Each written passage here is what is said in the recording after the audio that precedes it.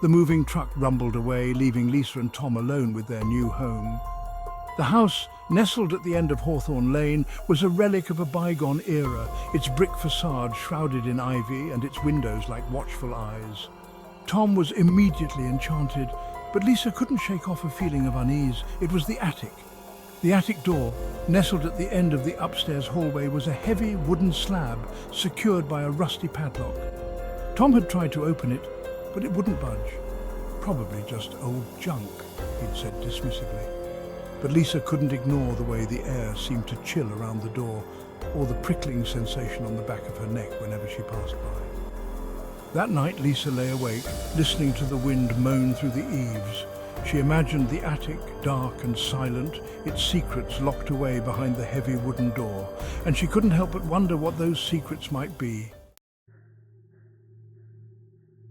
A few days later, Tom had to leave for a business trip. He promised to be back soon, leaving Lisa alone with her unease and the imposing presence of the locked attic door. That night, as a storm raged outside, Lisa was startled by a sound.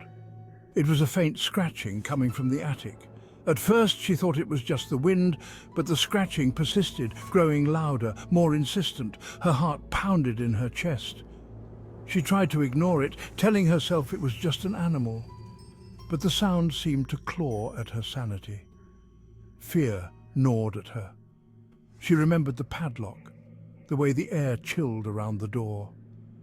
Lisa felt a growing sense of dread, telling her that this was no ordinary house. Driven by a morbid curiosity she couldn't explain, Lisa found herself drawn to the attic door. She told herself she was being foolish, but her hand reached for the padlock anyway. To her surprise, it yielded easily, crumbling in her hand. The heavy door creaked open, releasing a musty odor that made her cough. The attic was dark and dusty, lit only by the occasional flash of lightning through the grimy windows. The scratching had stopped, replaced by an eerie silence that pressed down on her. As Lisa stepped inside, her foot bumped against something hard. She reached down and picked up a small wooden box, its surface cold and damp. It was ornately carved, but the details were obscured by years of grime. The box had no latch, no hinges, but seemed to fit perfectly in her hand. As she turned the box over in her hands, Lisa thought she heard something. A whisper, soft and indistinct, seemed to weave around her. She stopped, holding her breath, straining to hear. There it was again, a whisper, barely audible, calling her name. Panic welled up inside her. She wanted to run to escape the oppressive darkness of the attic, but something held her rooted to the spot. Her fingers, as if guided by an unseen force, fumbled with the lid of the wooden box. Inside, nestled on a bed of faded velvet, lay a doll. It was old and made of porcelain, its once fine clothes tattered and torn. But it was the doll's face that chilled Lisa to the bone. It was blank, white as bone, its eyes missing, leaving only empty sockets that seemed to stare right through her.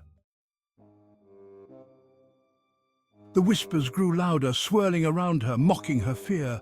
The air grew heavy, making it difficult to breathe. Lisa wanted to scream, but no sound escaped her lips.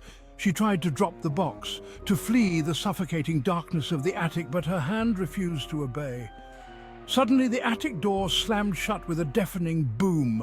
Lisa jumped back, her heart pounding in her chest. She whirled around to face the door, her breath catching in her throat. A figure stood in the dim light of the hallway. It was a little girl, her pale face framed by two long black braids.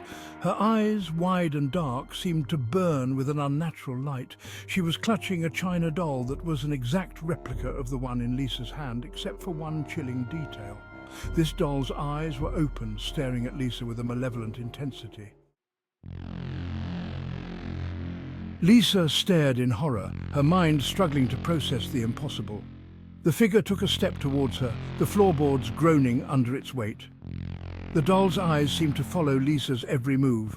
Then, as quickly as it had appeared, the figure vanished. The attic door remained closed, the only sound the pounding of Lisa's own heart. Trembling, she dropped the box. It clattered to the floor, the doll's vacant stare burning into her soul. The next morning, Tom returned home to find the house eerily silent. He called out for Lisa, but there was no answer. He raced upstairs, his heart pounding with a growing sense of dread. The attic door stood ajar. He found the wooden box lying open on the floor, the porcelain doll staring up at him with its empty eyes. But Lisa was gone.